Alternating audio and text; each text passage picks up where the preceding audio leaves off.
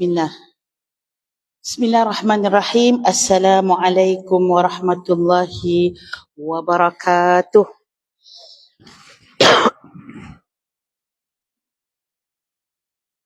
Bismillah. Hajar.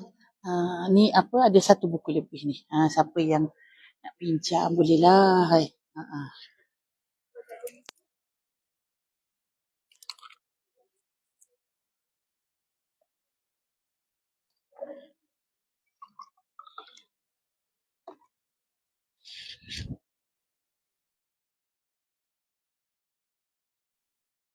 Muka surat 92, buku misteri kematian.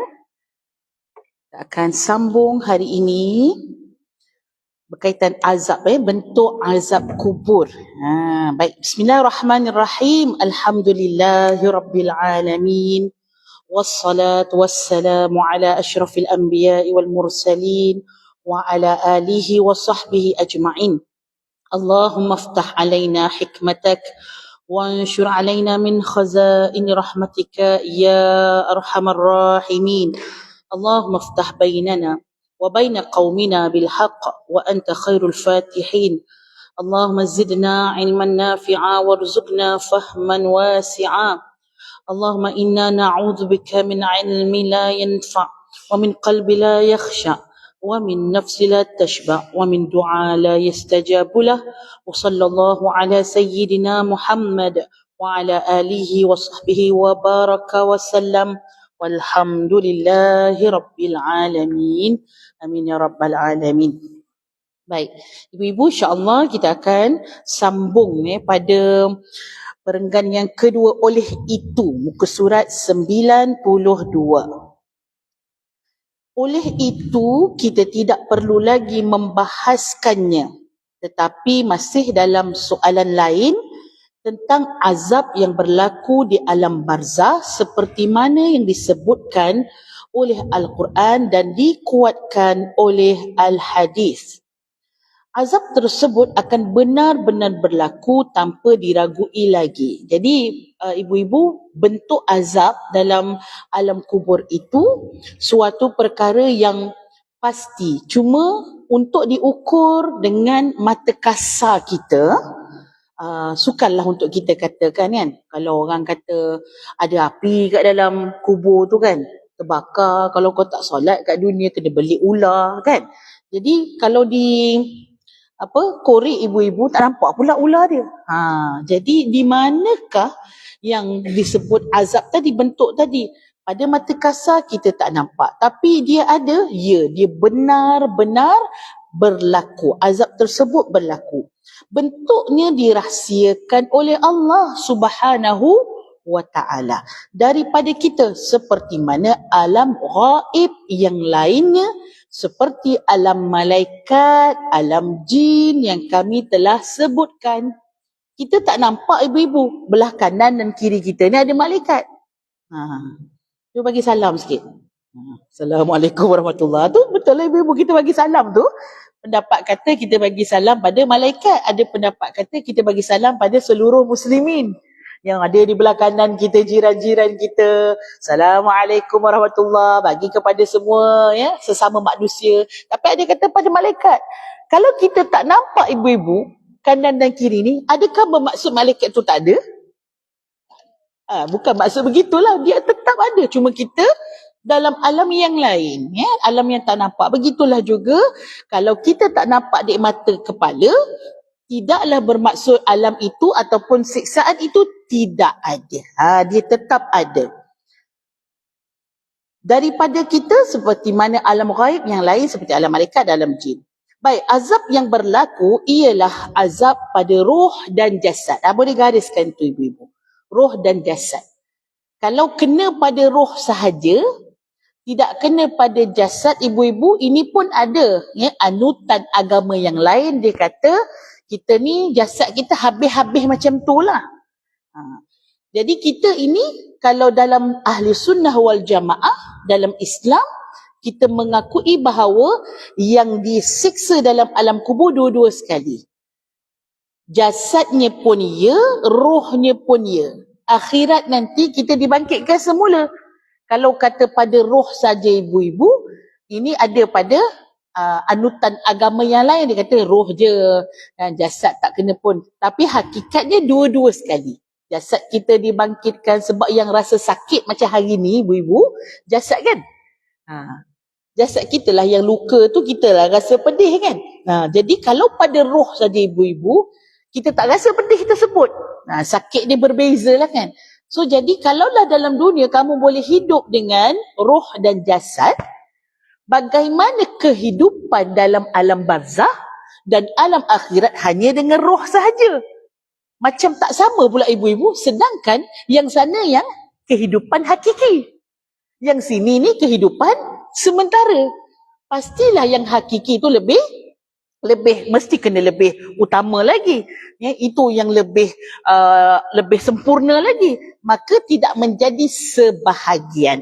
Maksudnya dia mesti dalam alam kubur pun dua-dua juga, roh dan jasad. Alam akhirat dibangkitkan juga roh dan jasad. Barulah dia datang ke suatu perkara yang orang kata macam mana? Itulah kuasa Allah. Macam mana dalam alam kubur tu jasadnya bukan kalau kita tengok tu macam dah hancur dah. Lepas pada berapa 40 hari dah hancur belum? 40 hari mungkin dah meletup dah kot perut kan. Macam mana dia boleh rasa sakit? Wallahu ta'ala a'la wa a'lam. Allah lebih mengetahui. Bagaimana jasad dia juga merasai sakit. Bagaimana roh dia juga dikembalikan kepada jasadnya. Namun secara nyata alam kita tak nampak ibu-ibu. Tapi alam barzah di sana ada. Bukan pada jasad sahaja. Azab pada roh 1000 kali lebih dahsyat berbanding dengan azab pada jasad. Sekarang ni kita mungkin tak rasa sangat sakit pada roh tu. Tapi sebenarnya sakit pada roh tu lebih utama ataupun lebih dahsyat berbanding dengan sakit pada jasad. Sakit pada jasad apa ibu-ibu contohnya? Kencing manis. Ustazah tak nampak juga tu pada darah. Yelah darah tu jasad jugalah. Kita punya jasad jugalah kan. Kanser. Tak nampak juga kan. Dia duduk dekat bawah. Mungkin kalau tengok pakai stetoskop ke barulah nampak dia punya kanser. Sel-sel kanser tu baru boleh nampak. Tapi jasad juga. Tapi kalau sakit pada rohani, apa sakit pada rohani? Riak, takabur, sombong, kedekut. Ini lagi bahaya ibu-ibu. Sebab apa? Dia dalam dunia dia ada dan dia memberikan kesan kepada dunia kita. Pada akhirat lagilah. Pada akhirat lagi perkara ini sangat besar di sisi Allah Subhanahu wa ta'ala. Ia merupakan siksaan jiwa yang akan Allah nampakkan setiap pagi dan petang hari. Ya Allah ibu-ibu. Pagi petang kalau orang tu dalam alam barzah, kalau dalam alam barzah tu dia dapat siksaan, tak sempat dia rehat ibu-ibu. Sebab apa? Kena balun hari-hari. Kalau orang tu dapat rahmat ibu-ibu, pagi dapat rezeki, petang dapat rezeki, malam dapat rezeki ibu-ibu, Masya Allah. Nikmat yang Allah berikan kepada orang yang berada dalam alam barzah ni jauh lebih nikmat berbanding dengan alam dunia. Alam dunia ni mungkin kalau nikmat tu pun kadang-kadang berselang-seli juga dengan ujian kan. Tapi kalau dalam alam barzah, kalau Allah nak bagi nikmat tu, orang itu mendapat, kita kata kita panggil sebagai suada, orang-orang yang bahagia bermula daripada alam barzah dia dah bahagia. Itu orang kata cerah masa depan. Kalau dalam alam barzah lagi dah kena, ibu-ibu dah sakit, dah menjerit tolong ibu-ibu, tolong. Kita sebab tak dengar ibu-ibu. Kalau kita dengar ibu-ibu, kita pun mati sebelah dia. Kita pun takut tak lalu makan dah ibu-ibu. Kita kalau tak lalu makan ibu-ibu, semua orang mati ibu-ibu. Bila dengar, boleh dengar bagaimana sakitnya, siksaannya orang yang disiksa dalam alam barzah, kita hilang nikmat dunia. Nikmat makan tak cari dah nasi lemak. Ingat mati je. punya takut ibu-ibu. Sebab apa? Dah Allah buka dekat telinga kita untuk mendengar. Tapi Allah Subhanahu Wa Taala punya rahmat. Allah jadikan dia adalah suatu perkara yang nak menguji siapa yang betul-betul beriman. Yakin dengan khabar yang datang daripada Al-Quran dan As-Sunnah Nabi sallallahu alaihi wasallam. Seperti mana roh orang yang beriman, ya Allah, ibu Allah maj'alna minhum, ya Allah jadikan kami daripada orang-orang yang dipilih untuk mendapat nikmat di dalam alam barzah. Amin ya rabbal alamin. Seperti mana roh orang yang beriman akan melihat nikmat pagi dan petang. Maksudnya ibu-ibu limpahan rahmat daripada Allah, kasih sayang tu daripada alam barzah lagi, nikmat semata-mata. Nikmat pagi lain, nikmat petang lain, esok nikmat lain, esok petang nikmat lain, lusa nikmat lain, pagi, lusa petang nikmat lain. Subhanallah. Allah bagi nikmat yang banyak. Ia adalah siksaan yang menunjukkan kebesaran Allah, iaitu siksaan batin yang lebih jauh dahsyatnya berbanding dengan siksaan jasad. Dalil yang menunjukkan bahawa azab yang diberikan Allah berupa azab ke atas ruh ialah pelbagai peristiwa yang sejalan dengan akal dan juga nakal. Kita selalu dulu ibu-ibu masa belajar sifat wajib bagi Allah. Ingat tak? Allah wujud qidam baqa tu kan ada dua dalil kan? Satu dalil akli, dua dalil nakli. Jadi dalil akli untuk wujudnya Allah apa ibu-ibu? Yang akal, secara akalnya. Kena buka baliklah buku anak-anak kita. Apa? Adanya alam ini. Dulu memang sehabuk pun tak faham kan. Tapi ustazah kata hafal je lah kan. Tapi alhamdulillah ibu-ibu bila kita belajar besar, betul lah ya. Wujud tandanya secara akal adanya alam ini. Sebab yang ada alam yang cantik ini, yang teratur ni, pasti ada yang menciptakannya. Itu tanda akal wujudnya Allah. Dalil nakli. Apa wujudnya Allah dari sudut nas ibu-ibu? Ingat tak lagi?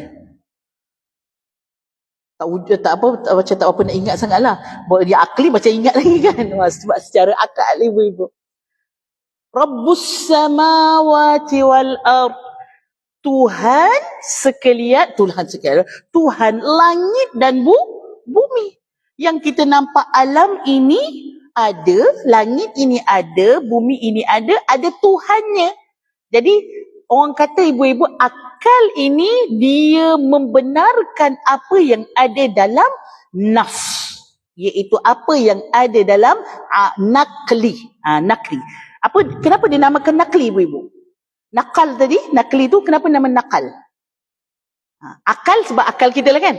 Yang nakal ni asalnya bukan nakal, macam nampak macam nakal, budak nakal macam tu. Dia kalau nakal tu mungkin kita pakai kaf kot kan. Yang ni qaf sebenarnya. Nun, qaf, lam. Nakal. Nakal asal perkataan nakal ni maksudnya pindah. Sesuatu yang dipindahkan.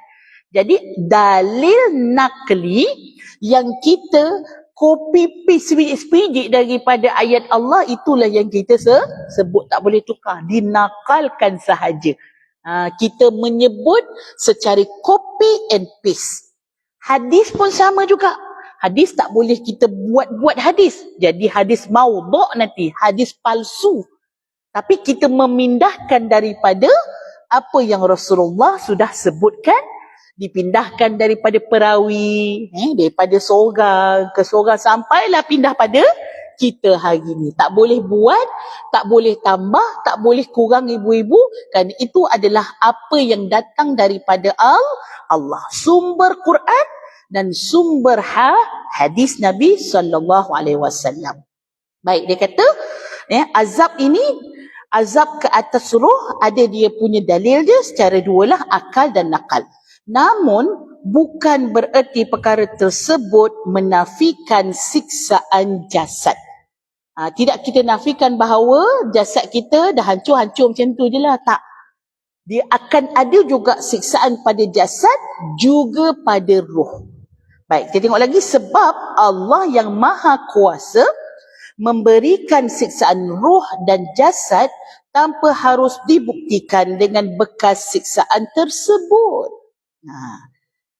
Orang kalau kena pukul, nampak bekas pukul dia. Contoh, ada siapa pernah kena pukul dengan lelaki? Lepas dia kena pukul dengan suami dia, ibu-ibu, dia kena pergi buat report, betul tak? Dia buat report, doktor akan tengok apa? Mana lebamnya? Kesan kan?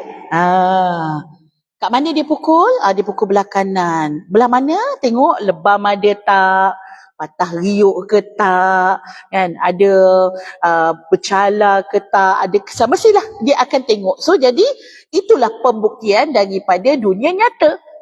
Bila seseorang tu kena pukul, tapi elok je kita tengok kan. Awak kena pukul ke awak yang buat cerita? Contohnya lah kan. Jadi doktor macam tak percaya sangat lah bila tak ada bukti. Itu secara dunia. Bila pergi alam barzah ibu-ibu, kita nak ambil hukum dunia tadi, fizik dunia, bila kena pukul ada kesan, tak ada pula, nampak elok je. Kat dunia punya malaun. Punya dahsyat perangai dia kan. Tapi bila kita, jom kita tengok kejap dia punya jasad dia macam mana dalam kubur kan. Tengok elok je. Tak ada ni, mana je. Tak ada seksa kubur, mana ada seksa kubur. Mengarut semua ni. Yang itu tak boleh diukur. Walaupun tak ada kesan, tapi tak semestinya jasad dia tidak ada azab yang dikenakan kepada dia. Baik. Dengan ilmu yang sedikit, di sini saya akan jelaskan. Yang pertama, ada berapa dia punya bukti dia ni ibu-ibu? Pertama, kedua, ketiga, keempat, kelima, Masya Allah, keenam, surat 95. Ibu-ibu gariskan dulu. Gariskan dulu yang 1, 2, 3, 4, 5 tu. Nampak kan? Surat 93 atas sekali pertama, 94 atas sekali kedua, perenggan kedua, iaitu yang ketiga, kemudian 2 perenggan daripada bawah, keempat, kelima buku surat 95, keenam hujung sekali 95, yang keenam bawah, 97 ke-7. Masya Allah, banyaknya ilmu penulis kitab ni, ya Allah, subhanallah. Habis dah. So ada berapa semua sekali? Maktab 8 belah mana? Bawah ke 7 ya? Oh ya, 8. So 7, 97 atas 7 tengah tu. Perenggan tengah ke 8. Tak sabar kita nak tengok. InsyaAllah kita habiskan hari ni. Ada 8 dalil ibu-ibu. Ataupun 8 bukti. Dia baru jawab lah ibu-ibu. Soalan dia tadi apa? Di hadapan yang kita belajar bulan lepas. Bentuk azab. So kat sini dia punya bukti dia. Pertama, dari sisi materi. Materi ni maksudnya material ibu-ibu. Yang luaran, fizikal. Jika jasad telah berpisah dengan roh, maka ia tidak lagi memiliki nilai kerana inti kehidupan daripada jasad adalah roh. Baik. Bila kita nak ukur kehidupan dalam alam barzah ibu-ibu, dia mesti dua elemen ini bergabung. Dalam dunia kita kata kita hiduplah. We alive kan. So kita sekarang ni sedang hidup sebab kita ada roh di dalam jasad. Dia kalau umpamanya ialah sarang burung, ada burung dalam dia. Jadi orang kalau nak jual ibu, logik lah ibu-ibu ni saya jual ni, ada sarangnya, ada rumahnya, ada burungnya. Jadi ini baru dikatakan sebagai lengkap lah. Kalau dia jual sarang saja, maka takkanlah harga sama dengan sarang dengan burung. Ataupun harga sarang lebih mahal pada harga burung. Dalam ni burung gagak ibu-ibu, sarangnya 25,000 kan. Macam tak kena pula kan. Jadi mesti lengkap, ada sarang, ada burung, ada roh, ada jasad. Roh itu duduk pada tempatnya, iaitu jasad. Baik. Ini hidup dekat dunia waktu kita hidup sekarang. Bila masuk dalam alam kubur, kita hidup ke mati? Hidup. Alam barzah kita hidup, ibu-ibu. Kita mati tadi tu, masa dekat dunia ni kan kita mati. Bila roh keluar pada jasad, itu istilahnya kita mati. Bila kita mati, ibu-ibu, maka berpisah daripada roh, jasad kita tempat lain, roh kita tempat lain. Kita pun akan mula masuk stesen pertama kehidupan akhirat. Hidup. Dan stesen pertamanya ialah alam barzah. Maka kita hidup dalam alam barzah. Maka yang jasad tadi tu, dia dah berpisah, ibu-ibu, dah tak boleh nak sama dah. Dengan apa? Yang namanya kehidupan alam barzah, dia seolah-olah adalah kehidupan yang alam lain. Sebab yang jasad tadi tu adalah jasad yang daripada kita dekat alam dunia ni. Jadi Allah Subhanahu Wa Taala menghidupkan kita semula dalam alam barzah. Sebab kalau kita mati, kita tak rasalah kalau kena pukul, ibu-ibu. Senanglah, mati namanya, tak rasa apa-apa. Orang campak ke, orang pukul ke, tak rasa apa-apa. Tapi rasa tak dalam alam kubur? Rasa, maksudnya hidup. Baik. Jika roh tersebut keluar, jasad akan menjadi materi yang fana. Bila roh dah tak ada dekat dalam jasad kita, yang sekarang ni ibu-ibu, yang kita sibuk pakai collagen ni, yang kita sibuk kan, kalau ada jerawat dah tak tenang, dah nak tidur kan, ada jerawat, ibu cepat-cepat beli dia punya penutup dia tu kan, macam-macam lah. Yang ini ibu-ibu, yang ini bila jasad keluar, dia akan fana. Fana apa? Bukan AB fana. Fana maksudnya hancur, binasa. Okey, yang materi iaitu yang jasad ni akan fana dan selanjutnya berubah menjadi tanah. Kan kita asal kepada tanah, kita makan dalam dunia ini yang bersumberkan tanah, dan kita juga akan kembali menjadi tanah, hancur balik. Pada hari kiamat, Allah akan menciptakan kita dalam bentuk yang lain. Itu teknologi Allah. Jangan tengok AI dia terkasima.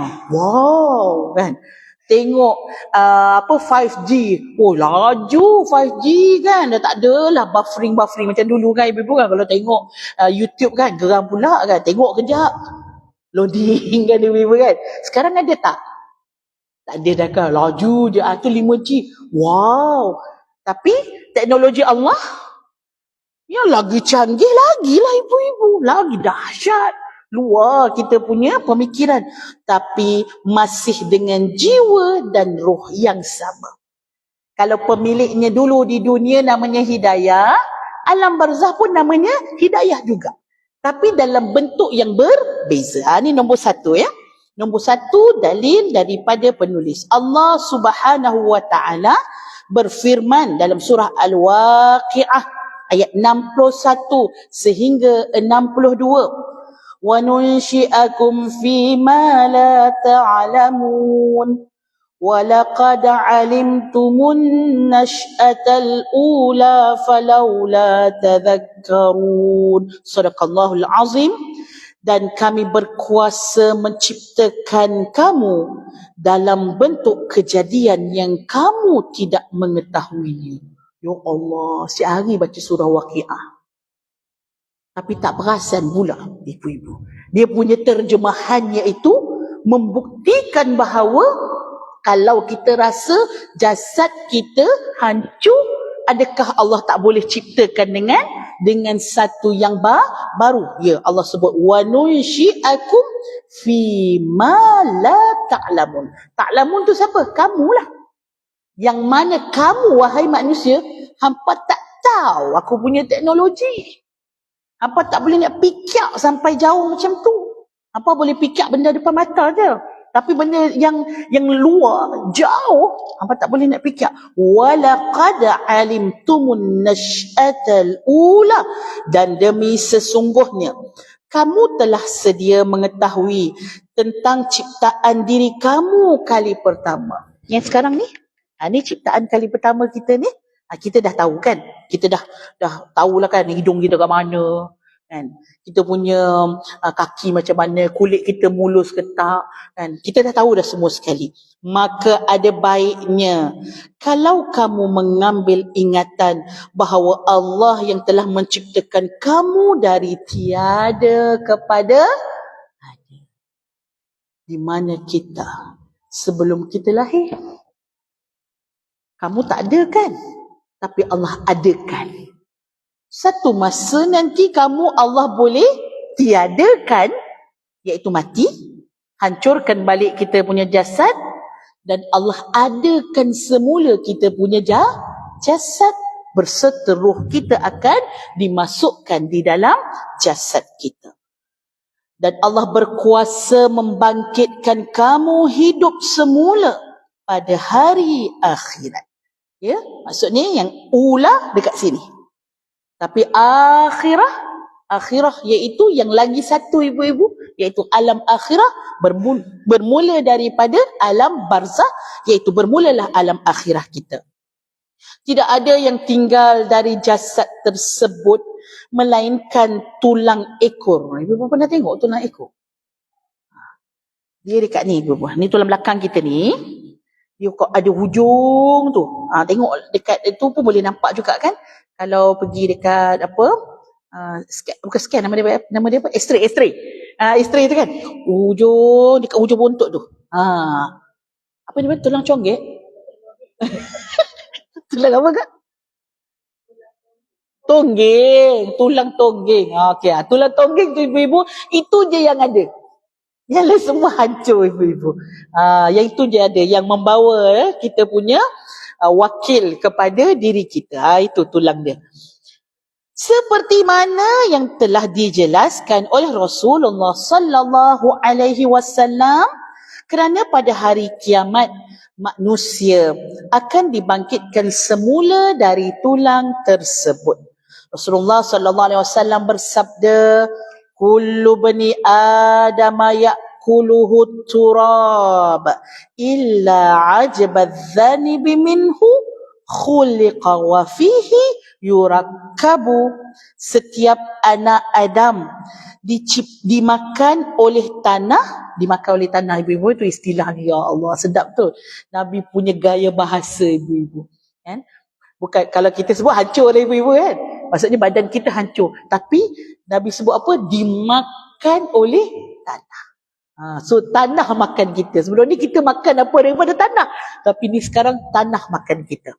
Boleh tengoklah macam mana kalau kita letak ataupun di proses penghuraian binatang kalau dia mati ibu-ibu daripada isi apa semua tu dah dimakan oleh binatang-binatang, cacing, semut, ulat.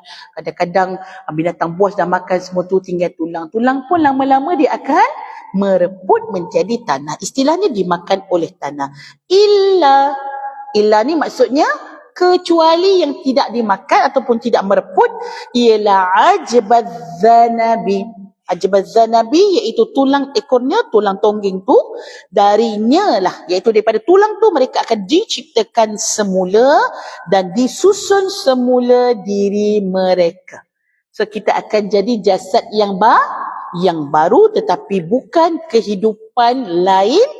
Kehidupan yang apa kita buat dulu dekat dunia ni, tanggunglah ibu-ibu. Jadi kita sangat bertanggungjawab atas kehidupan sekarang ini. Sebab apa yang kita buat sekarang ini nanti akan dibangkitkan dengan bawa apa dosa kita, apa amalan kita, semua kita bawa ibu-ibu. Jangan sia-siakan kehidupan ini. Memang orang sebut hidup hanya sekali. Jadi enjoy lah, kata dia lah macam tu kan. Dah kalau tahu hidup tu sekali, takkanlah kamu berhak ataupun kita kata nak menyia-nyiakan hidup kamu. Biarlah jadi manfaat. Kedua, ibu-ibu, jika roh telah keluar dari jasad, maka jasad tidak lagi merasakan sakit. Dia punya jasad dia dah tak rasa sakit, tapi roh dia rasa sakit ibu-ibu. Dia tak sama macam kita hidup. Orang pukul kita mesti akan terus tepis. Sebab apa? Kita rasa sakit. Cuba pukul mayat yang sudah tidak bernyawa lagi. Dia pukul kita balik tak? Macam mana orang buat ibu-ibu? Terima je lah kan. Dia tak balas ibu-ibu. Tapi jasad dia ataupun roh dia sakit ibu-ibu. Tapi jasadnya tak boleh melawan dah. Meskipun tubuh tersebut dibelah dengan gergaji. Ini bermakna bahawa yang merasakan siksaan di alam barzah itu roh yang harus dikembalikan pada jasadnya. Bila nak sebut azab, apa tujuan azab?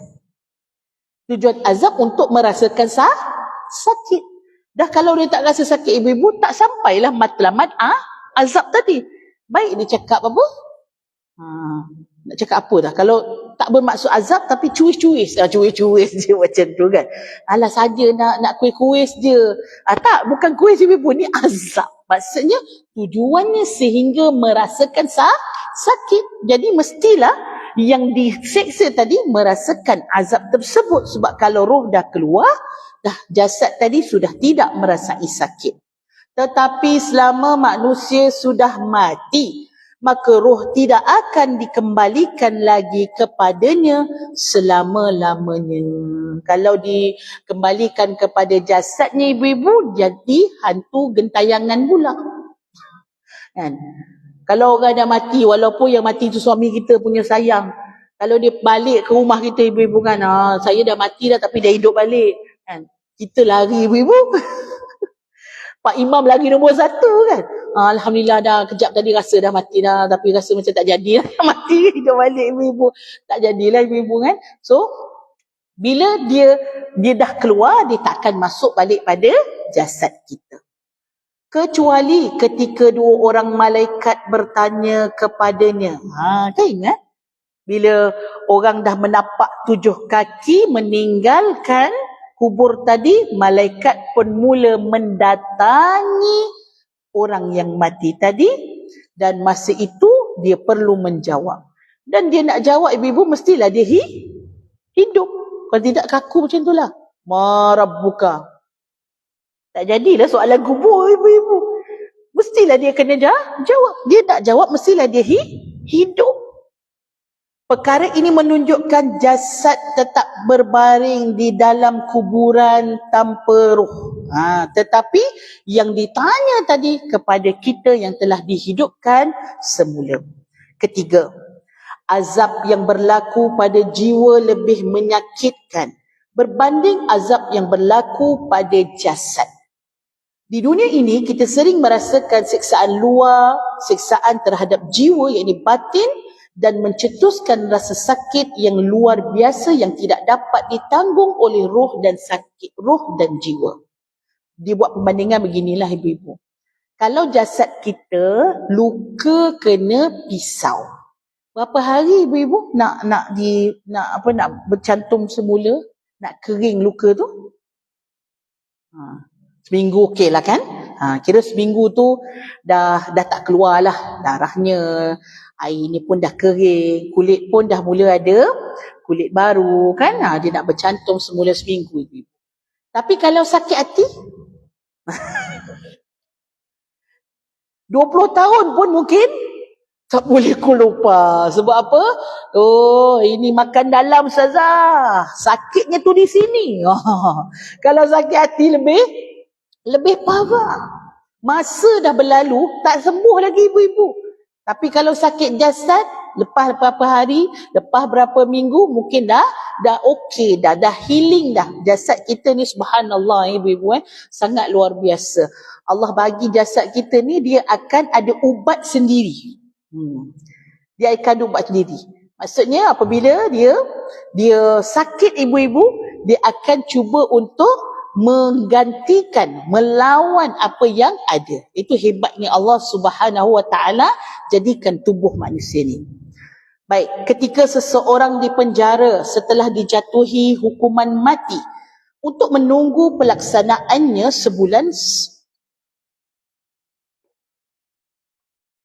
sebulan kemudian, orang tersebut pasti akan merasakan siksaan yang dahsyat. Seperti mana diketahui pada waktu itu jasadnya masih sihat, Tidak ada bekas pukulan ataupun penyiksaan. Siksaan berlaku kerana dia sedang menunggu pelaksanaan hukuman yang membuat batinnya terasa tersiksa.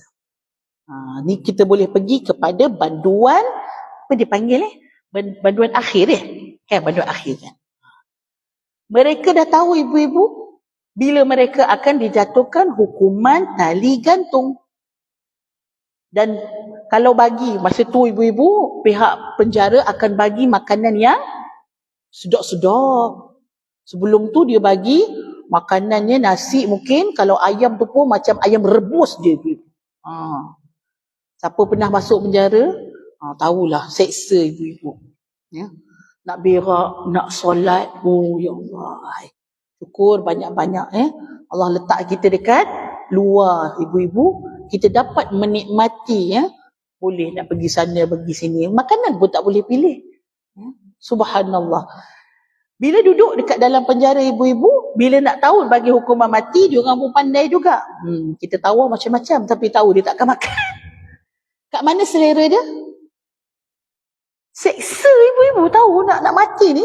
Belum kena mati lagi, tapi jiwa dah mati dah. Jiwa dah kena seksa dah. Inilah sesuatu yang berlaku pada siksaan batin lebih dahsyat berbanding siksaan yang luaran. Oleh itu dapat kita katakan bahawa menunggu siksaan lebih sakit daripada merasakannya. Pada waktu itu jiwanya akan merasakan ketakutan yang luar biasa. Kalau orang tu kena rodok ibu-ibu, mati, lala tu juga mati kan. Tapi dia tak tahu ibu-ibu yang dia akan datang ajalnya pada waktu tersebut. Tapi kalau ajalnya dia dah tahu, tapi dia sihat, badan dia okey, tapi dia sudah merasai setiap hari itu adalah hari yang gelap untuk dia. Mengira waktu, kalau apa jam tu kan ibu-ibu kan, tin. Setiap saat tu ibu-ibu adalah debaran yang macam tong kena dekat dada ibu-ibu. Sebab kalau boleh dia nak berhentikan masa tu supaya jangan sampai. Ibu-ibu, ya Allah, dahsyat ibu-ibu.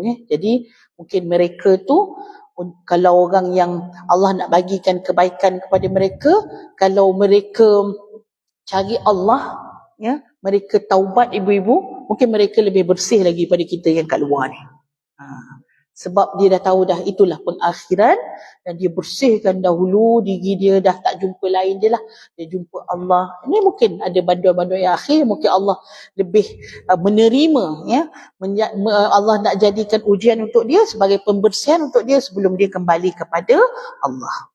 Keempat, yang ketiga iaitu jiwa lebih merasa sakit berbanding dengan jasad. Yang keempat, apabila kita berpendapat bahawa siksaan akan berlaku pada jasad, dan kita semua tahu jasad manusia akan berubah menjadi tulang dan tanah dalam masa yang sangat singkat.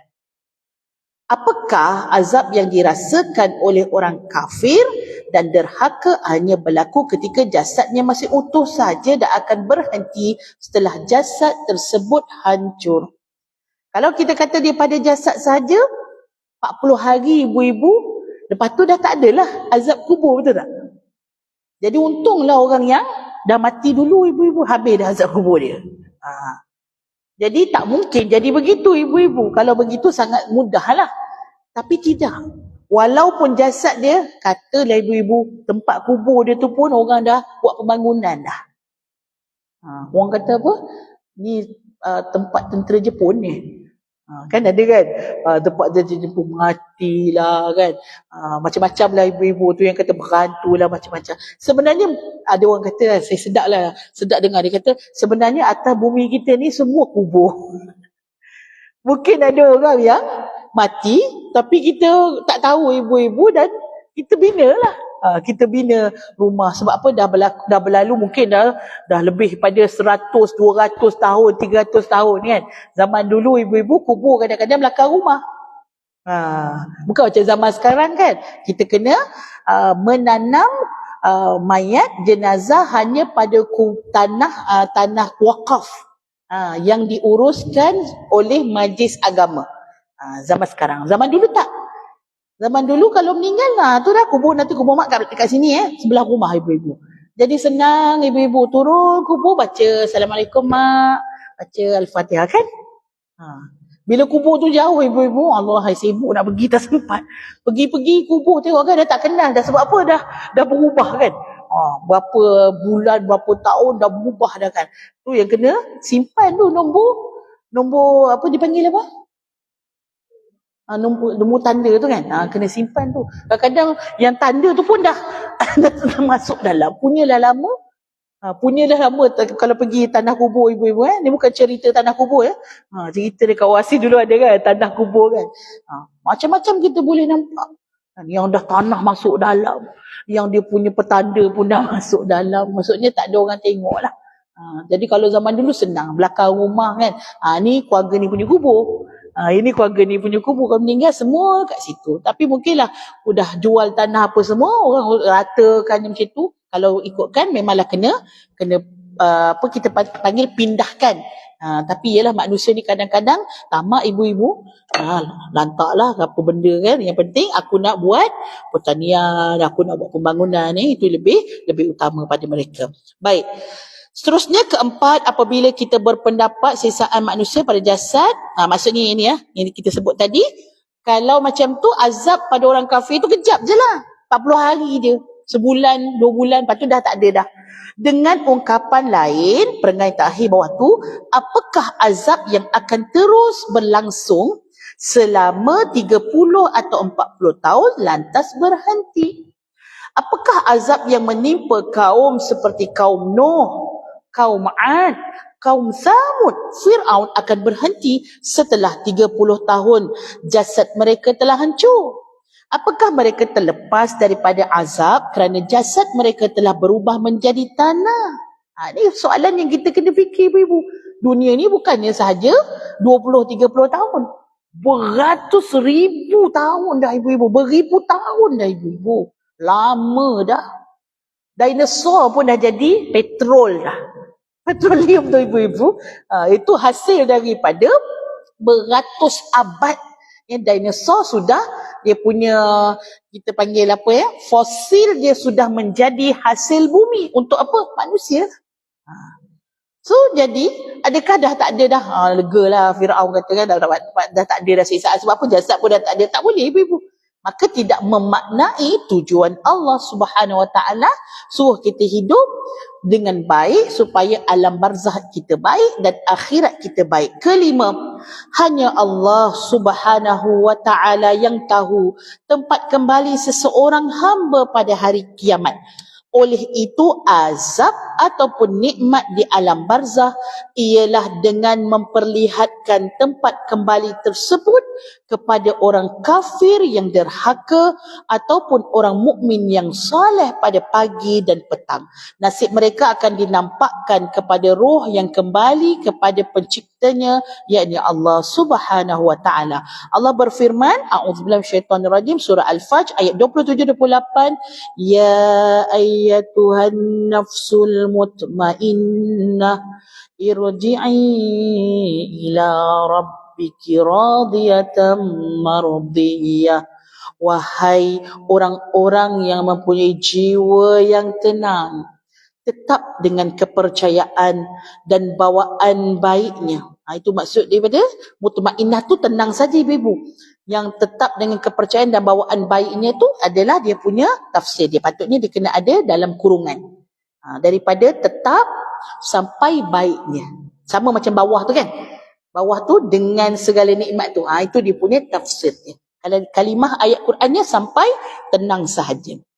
Irji'i, kembalilah kepada Tuhanmu dengan keadaan engkau berpuas hati dengan segala nikmat yang diberikan lagi diredai di sisi Tuhan.